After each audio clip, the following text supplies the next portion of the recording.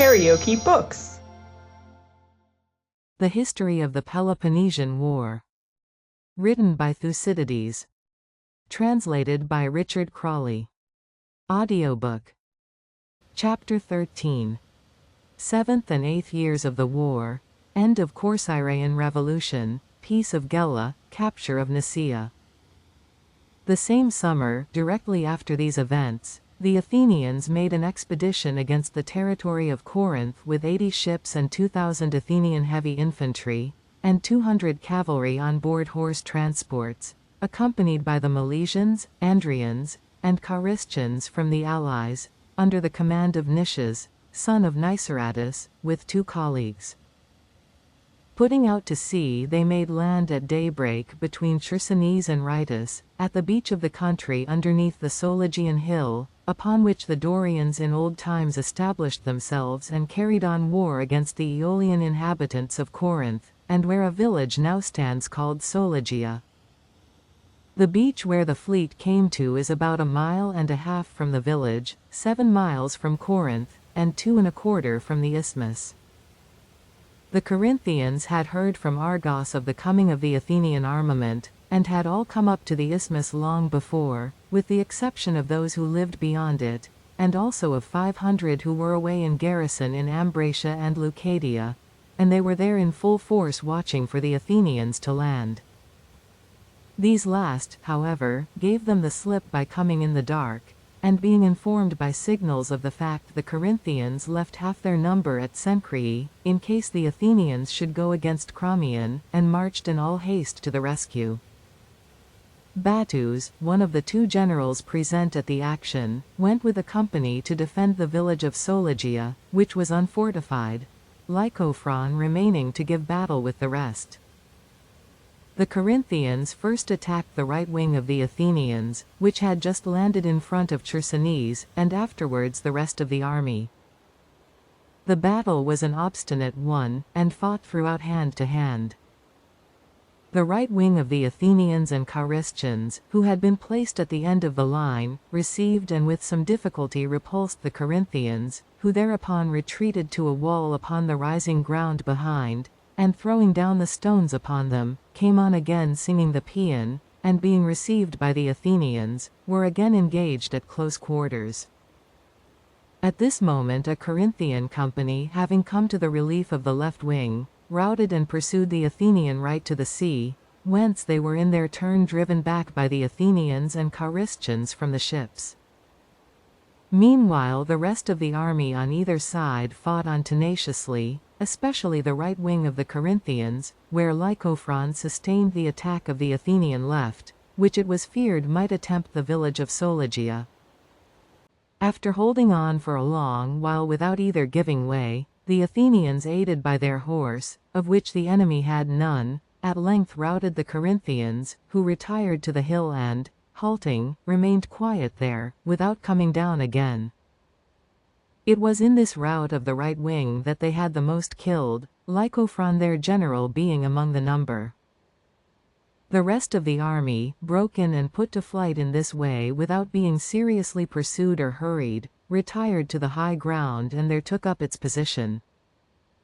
The Athenians, finding that the enemy no longer offered to engage them, stripped his dead and took up their own and immediately set up a trophy. Meanwhile, the half of the Corinthians left at Cenchreae to guard against the Athenians sailing on Cromyon, although unable to see the battle for Mount Onion, found out what was going on by the dust, and hurried up to the rescue, as did also the older Corinthians from the town, upon discovering what had occurred. The Athenians, seeing them all coming against them, and thinking that they were reinforcements arriving from the neighboring Peloponnesians, withdrew in haste to their ships with their spoils and their own dead, except 2 that they left behind, not being able to find them, and going on board crossed over to the islands opposite, and from thence sent a herald, and took up under truce the bodies which they had left behind. 212 Corinthians fell in the battle, and rather less than 50 Athenians. Weighing from the islands, the Athenians sailed the same day to Cromyon in the Corinthian territory, about 13 miles from the city, and coming to anchor laid waste the country, and passed the night there. The next day, after first coasting along to the territory of Epidaurus and making a descent there, they came to Methana between Epidaurus and Troezen, and drew a wall across and fortified the isthmus of the peninsula, and left a post there from which incursions were henceforth made upon the country of Troezen, Halii, and Epidaurus. After walling off this spot, the fleet sailed off home. While these events were going on, Eurymedon and Sophocles had put to sea with the Athenian fleet from Pylos on their way to Sicily and, arriving at Corcyra, joined the townsmen in an expedition against the party established on Mount Istone, who had crossed over, as I have mentioned, after the revolution and become masters of the country, to the great hurt of the inhabitants. Their stronghold having been taken by an attack, the garrison took refuge in a body upon some high ground and there capitulated, agreeing to give up their mercenary auxiliaries, lay down their arms, and commit themselves to the discretion of the Athenian people. The generals carried them across under truce to the island of Tytia, to be kept in custody until they could be sent to Athens, upon the understanding that, if any were caught running away, all would lose the benefit of the treaty. Meanwhile the leaders of the Corcyraean commons, afraid that the Athenians might spare the lives of the prisoners, had recourse to the following stratagem.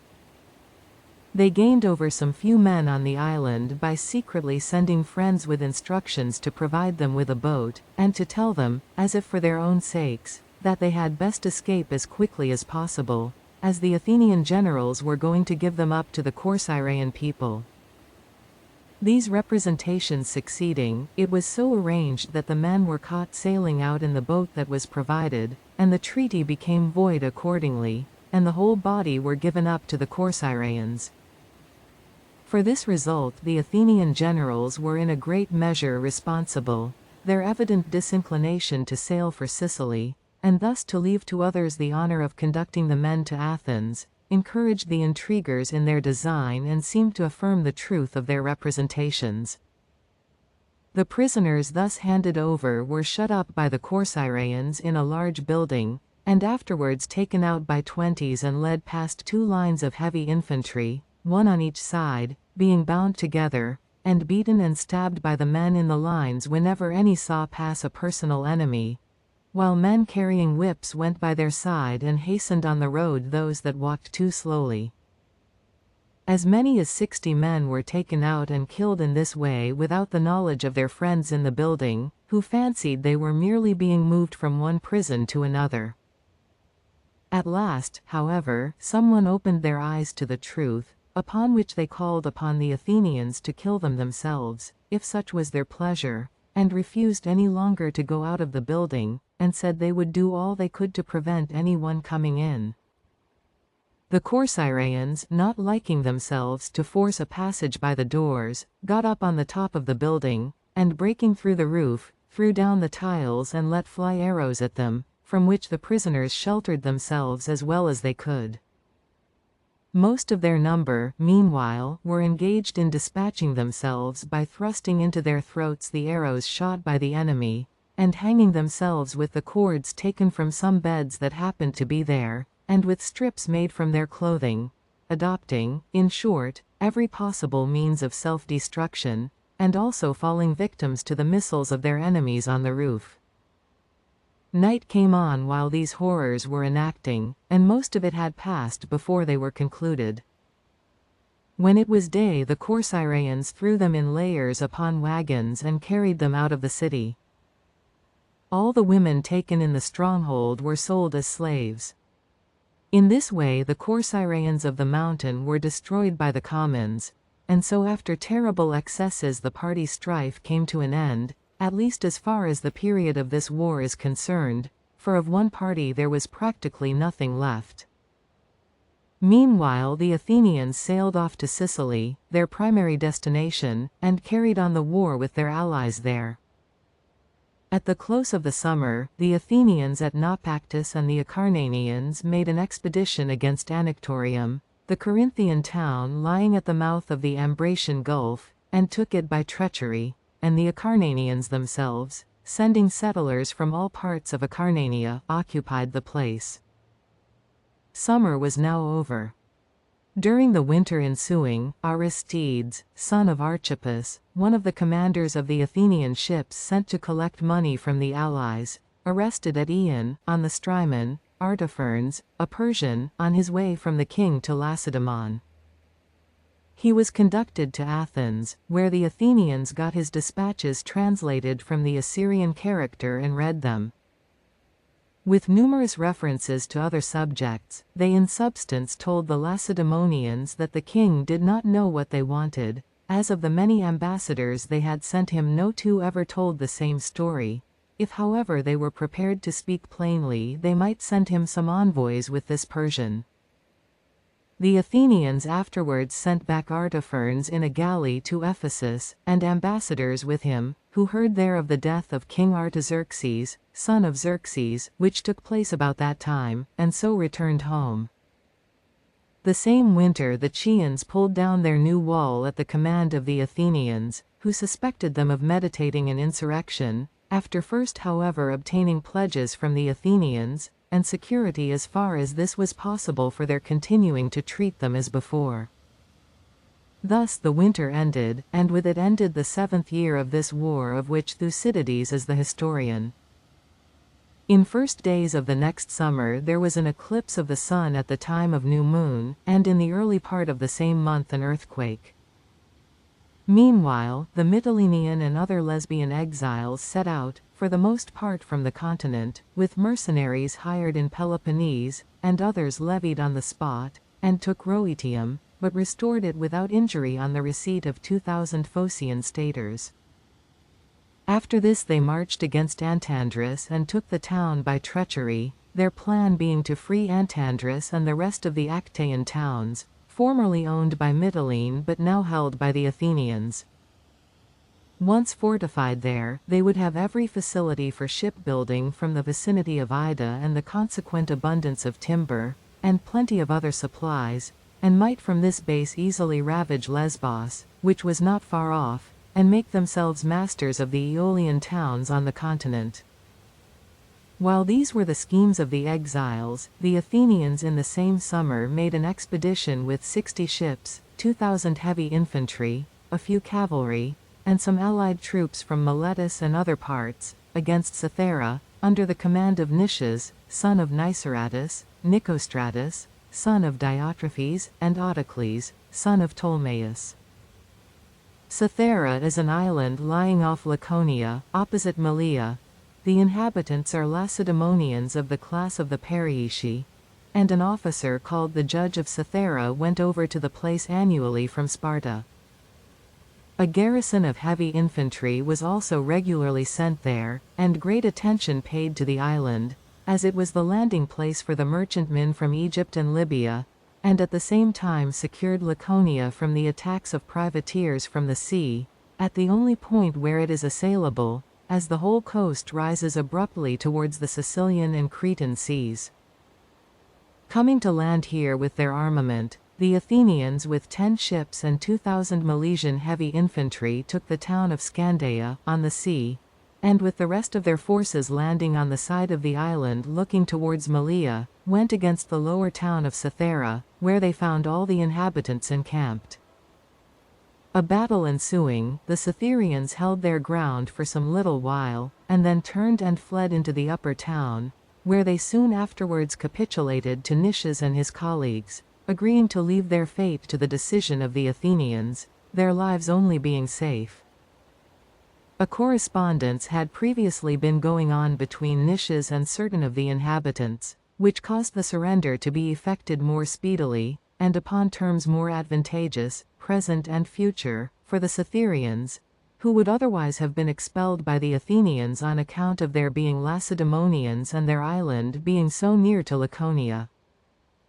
After the capitulation, the Athenians occupied the town of Scandeia near the harbour, and appointing a garrison for Cythera, sailed to Essene, Hellas, and most of the places on the sea, and making descents and passing the night on shore at such spots as were convenient, continued ravaging the country for about 7 days. The Lacedaemonians, seeing the Athenians masters of Cythera, and expecting descents of the kind upon their coasts, nowhere opposed them in force, but sent garrisons here and there through the country, consisting of as many heavy infantry as the points menaced seemed to require, and generally stood very much upon the defensive. After the severe and unexpected blow that had befallen them in the island, the occupation of Pylos and Cythera, and the apparition on every side of a war whose rapidity defied precaution, they lived in constant fear of internal revolution, and now took the unusual step of raising 400 horse and a force of archers, and became more timid than ever in military matters, finding themselves involved in a maritime struggle, which their organization had never contemplated, and that against Athenians, with whom an enterprise unattempted was always looked upon as a success sacrificed. Besides this, their late numerous reverses of fortune, coming close one upon another without any reason, had thoroughly unnerved them, and they were always afraid of a second disaster like that on the island, and thus scarcely dared to take the field, but fancied that they could not stir without a blunder, for being new to the experience of adversity they had lost all confidence in themselves. Accordingly, they now allowed the Athenians to ravage their seaboard, without making any movement, the garrisons in whose neighborhood the descents were made always thinking their numbers insufficient, and sharing the general feeling.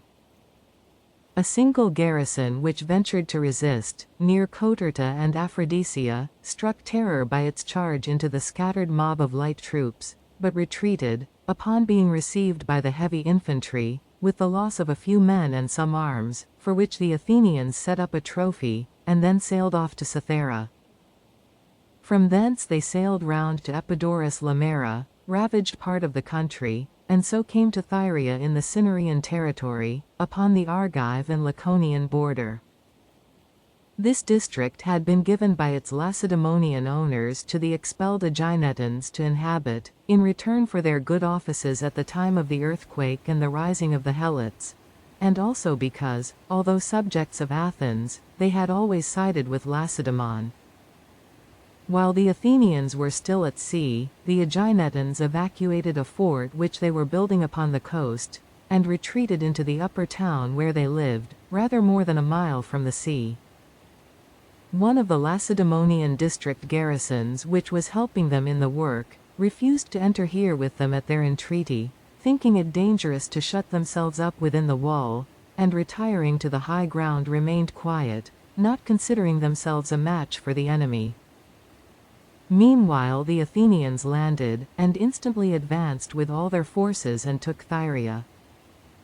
The town they burnt, pillaging what was in it. The Aeginetans who were not slain in action they took with them to Athens, with Tantalus, son of Patrocles, their Lacedaemonian commander, who had been wounded and taken prisoner.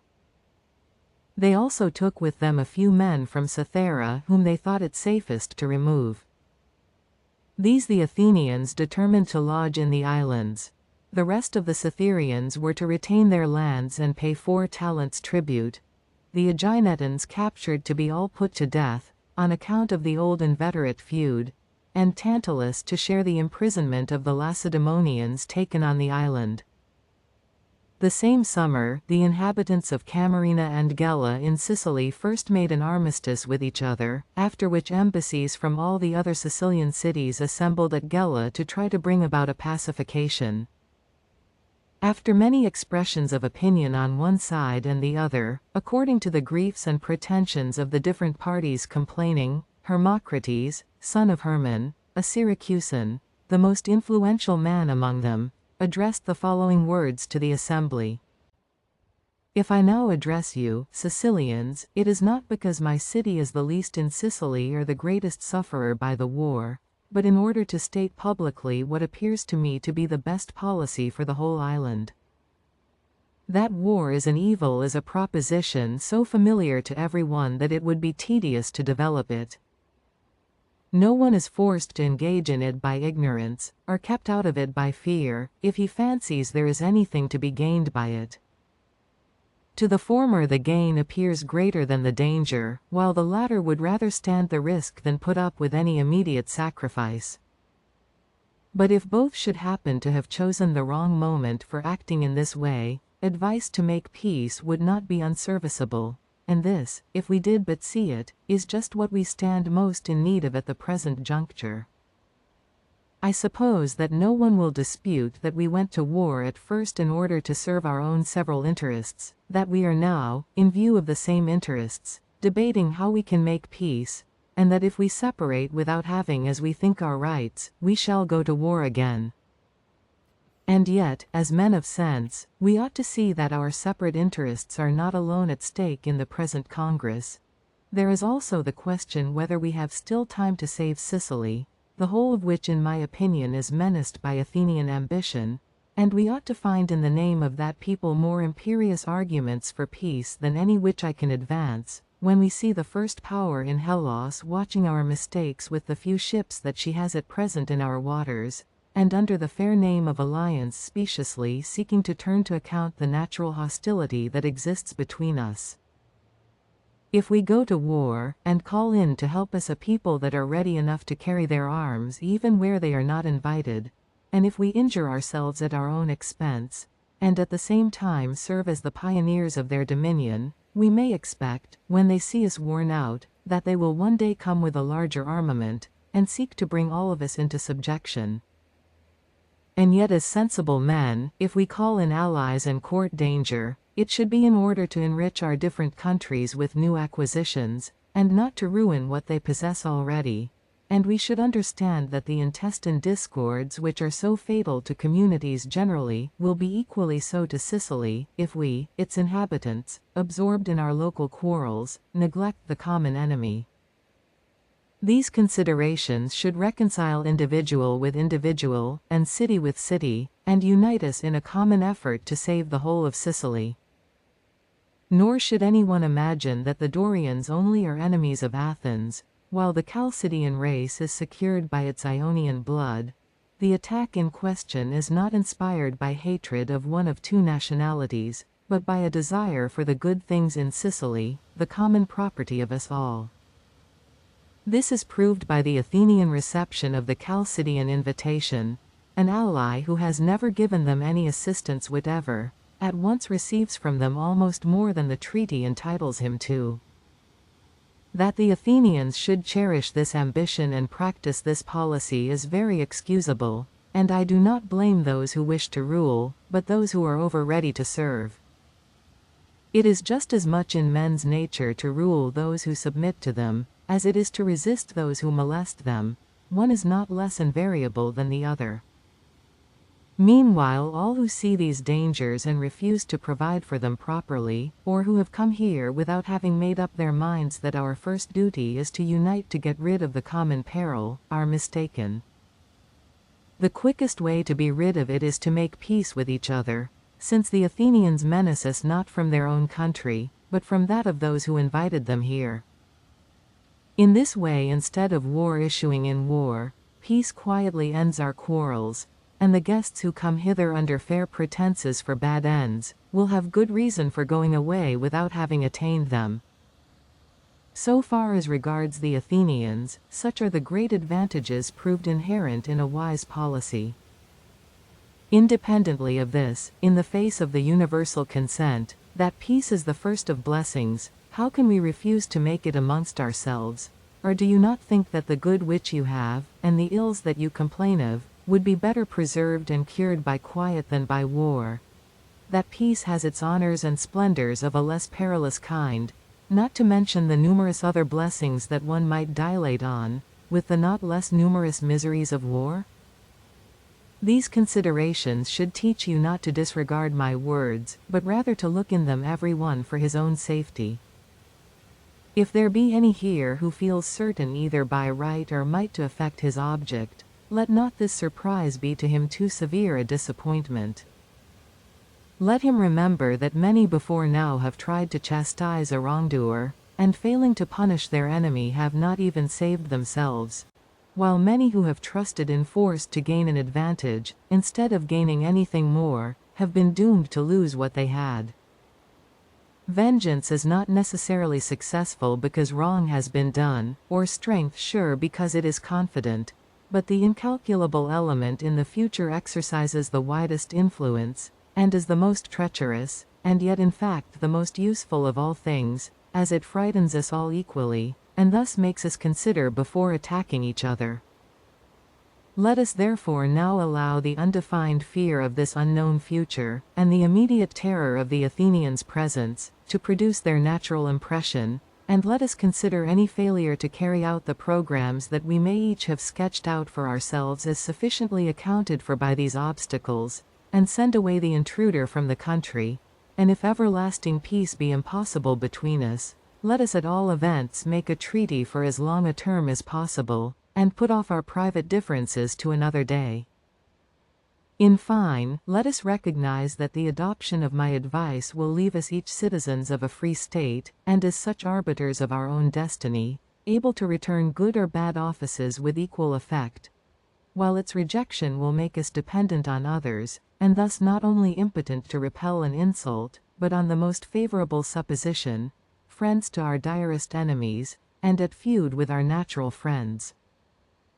For myself, though, as I said at first, the representative of a great city, and able to think less of defending myself than of attacking others, I am prepared to concede something in prevision of these dangers.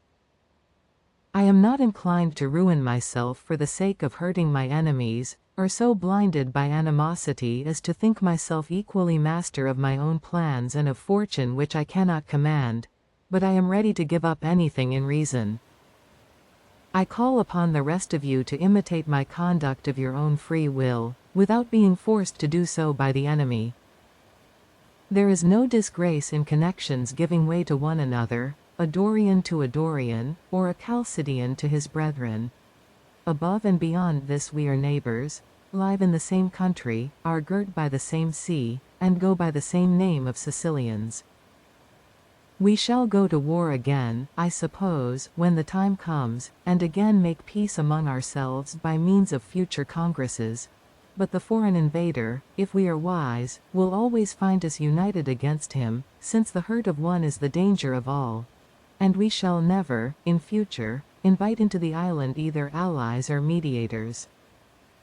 By so acting we shall at the present moment do for Sicily a double service, ridding her at once of the Athenians, and of civil war, and in future shall live in freedom at home, and be less menaced from abroad.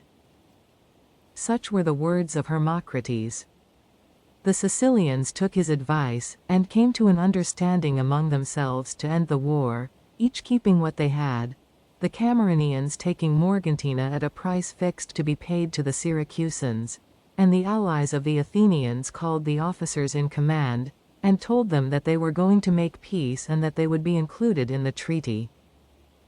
The generals assenting, the peace was concluded, and the Athenian fleet afterwards sailed away from Sicily. Upon their arrival at Athens, the Athenians banished Pythagoras and Sophocles, and fined Eurymedon for having taken bribes to depart when they might have subdued Sicily. So thoroughly had the present prosperity persuaded the citizens that nothing could withstand them, and that they could achieve what was possible and impracticable alike, with means ample or inadequate it mattered not. The secret of this was their general extraordinary success, which made them confuse their strength with their hopes. The same summer the Megarians in the city, pressed by the hostilities of the Athenians, who invaded their country twice every year with all their forces, and harassed by the incursions of their own exiles at Pegae, who had been expelled in a revolution by the popular party, began to ask each other whether it would not be better to receive back their exiles, and free the town from one of its two scourges. The friends of the emigrants, perceiving the agitation, now more openly than before demanded the adoption of this proposition, and the leaders of the commons, seeing that the sufferings of the times had tired out the constancy of their supporters, entered in their alarm into correspondence with the Athenian generals, Hippocrates, son of Ariphron, and Demosthenes, son of Alcisthenes, and resolved to betray the town, thinking this less dangerous to themselves than the return of the party which they had banished.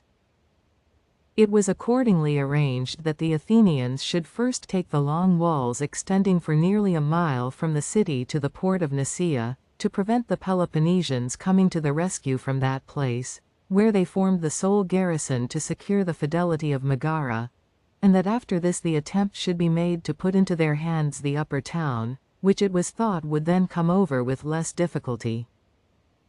The Athenians, after plans had been arranged between themselves and their correspondents both as to words and actions, sailed by night to Minoa, the island off Megara, with 600 heavy infantry under the command of Hippocrates, and took post in a quarry not far off, out of which bricks used to be taken for the walls, while Demosthenes, the other commander, with a detachment of Plataean light troops and another of Peripoli, placed himself in ambush in the precinct of Enyalius, which was still nearer.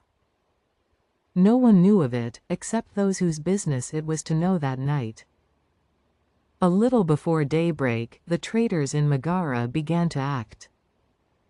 Every night for a long time back, under pretense of marauding, in order to have a means of opening the gates, they had been used, with the consent of the officer in command, to carry by night a sculling boat upon a cart along the ditch to the sea, and so to sail out, bringing it back again before day upon the cart, and taking it within the wall through the gates, in order, as they pretended, to baffle the Athenian blockade at Minoa, there being no boat to be seen in the harbor. On the present occasion the cart was already at the gates, which had been opened in the usual way for the boat, when the Athenians, with whom this had been concerted, saw it, and ran at the top of their speed from the ambush in order to reach the gates before they were shut again, and while the cart was still there to prevent their being closed, their Megarian accomplices at the same moment killing the guard at the gates. The first to run in was Demosthenes with his Plataeans and Peripoli, just where the trophy now stands, and he was no sooner within the gates than the Plataeans engaged and defeated the nearest party of Peloponnesians who had taken the alarm and come to the rescue, and secured the gates for the approaching Athenian heavy infantry. After this, each of the Athenians as fast as they entered went against the wall. A few of the Peloponnesian garrison stood their ground at first, and tried to repel the assault, and some of them were killed, but the main body took fright and fled, the night attack and the sight of the Megarian traitors in arms against them making them think that all Megara had gone over to the enemy. It so happened also that the Athenian herald of his own idea called out and invited any of the Megarians that wished to join the Athenian ranks, and this was no sooner heard by the garrison than they gave way, and, convinced that they were the victims of a concerted attack, took refuge in Nicaea. By daybreak, the walls being now taken and the Megarians in the city in great agitation, the persons who had negotiated with the Athenians, supported by the rest of the popular party which was privy to the plot, said that they ought to open the gates and march out to battle. It had been concerted between them that the Athenians should rush in, the moment that the gates were opened, while the conspirators were to be distinguished from the rest by being anointed with oil, and so to avoid being hurt. They could open the gates with more security, as 4,000 Athenian heavy infantry from Eleusis, and 600 horse, had marched all night, according to agreement, and were now close at hand. The conspirators were already anointed and at their posts by the gates, when one of their accomplices denounced the plot to the opposite party, who gathered together and came in a body, and roundly said that they must not march out, a thing they had never yet ventured on even when in greater force than at present, or wantonly compromise the safety of the town, and that if what they said was not attended to, the battle would have to be fought in Megara. For the rest, they gave no signs of their knowledge of the intrigue, but stoutly maintained that their advice was the best, and meanwhile kept close by and watched the gates, making it impossible for the conspirators to effect their purpose. The Athenian generals, seeing that some obstacle had arisen, and that the capture of the town by force was no longer practicable, at once proceeded to invest Nicaea, thinking that, if they could take it before relief arrived, the surrender of Megara would soon follow. Iron, stone masons, and everything else required quickly coming up from Athens, The Athenians started from the wall which they occupied, and from this point built a cross wall looking towards Megara down to the sea on either side of Nicaea. The ditch and the walls being divided among the army, stones and bricks taken from the suburb, and the fruit trees and timber cut down to make a palisade wherever this seemed necessary. The houses also in the suburb with the addition of battlements sometimes entering into the fortification. The whole of this day the work continued, and by the afternoon of the next the wall was all but completed, when the garrison in Nicaea, alarmed by the absolute want of provisions, which they used to take in for the day from the upper town, not anticipating any speedy relief from the Peloponnesians, and supposing Megara to be hostile, capitulated to the Athenians on condition that they should give up their arms, and should each be ransomed for a stipulated sum, their Lacedaemonian commander, and any others of his countrymen in the place, being left to the discretion of the Athenians.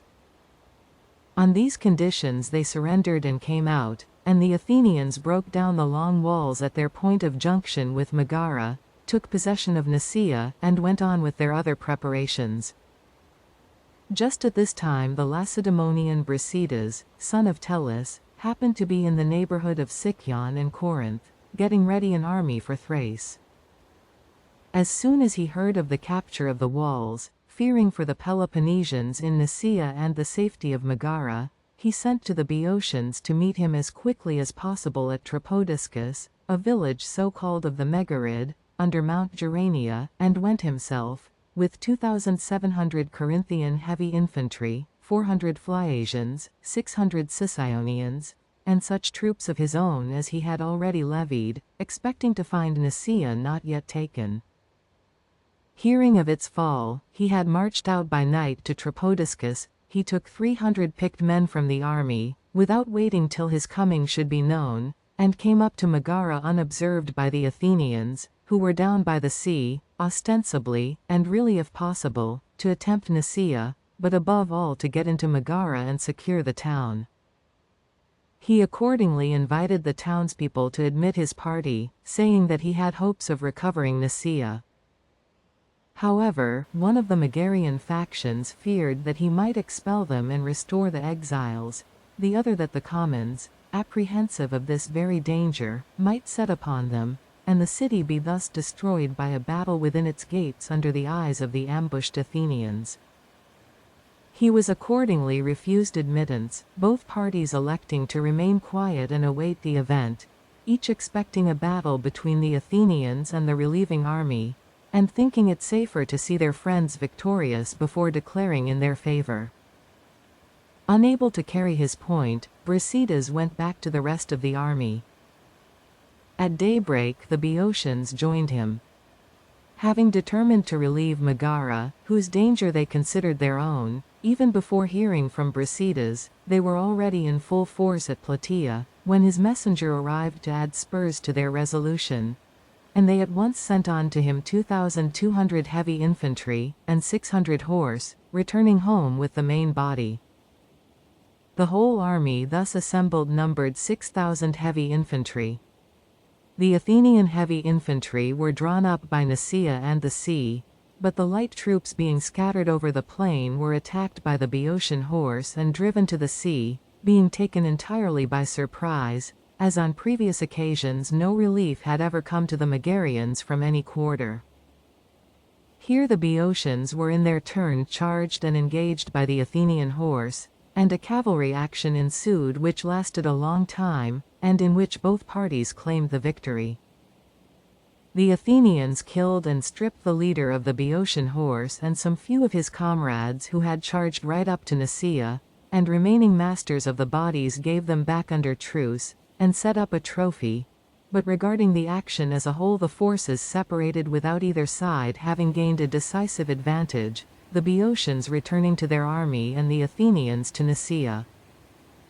After this Briseidus and the army came nearer to the sea and to Megara, and taking up a convenient position, remained quiet in order of battle, expecting to be attacked by the Athenians and knowing that the Megarians were waiting to see which would be the victor.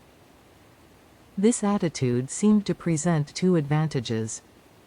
Without taking the offensive or willingly provoking the hazards of a battle, they openly showed their readiness to fight, and thus without bearing the burden of the day would fairly reap its honors,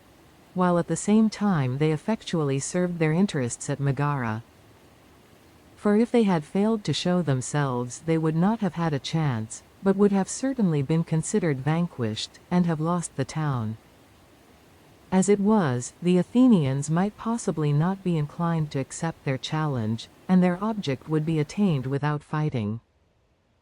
And so it turned out. The Athenians formed outside the long walls and, the enemy not attacking, there remained motionless, their generals having decided that the risk was too unequal. In fact, most of their objects had been already attained, and they would have to begin a battle against superior numbers, and if victorious could only gain Megara, while a defeat would destroy the flower of their heavy soldiery.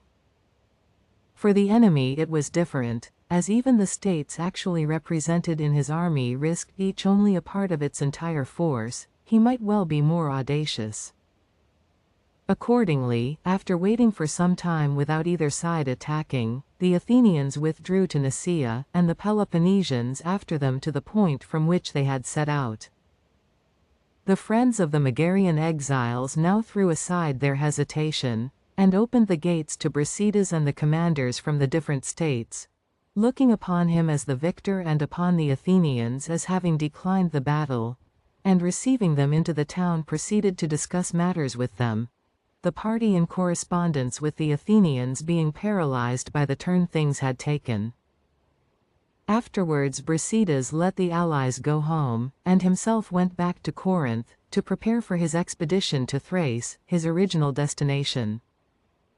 The Athenians also returning home, the Megarians in the city most implicated in the Athenian negotiation, knowing that they had been detected, presently disappeared, while the rest conferred with the friends of the exiles, and restored the party at Pegae, after binding them under solemn oaths to take no vengeance for the past, and only to consult the real interests of the town. However, as soon as they were in office, they held a review of the heavy infantry, and separating the battalions, picked out about 100 of their enemies, and of those who were thought to be most involved in the correspondence with the Athenians, brought them before the people, and compelling the vote to be given openly, had them condemned and executed, and established a close oligarchy in the town, a revolution which lasted a very long while, although effected by a very few partisans. If you liked what you heard, please subscribe to the channel.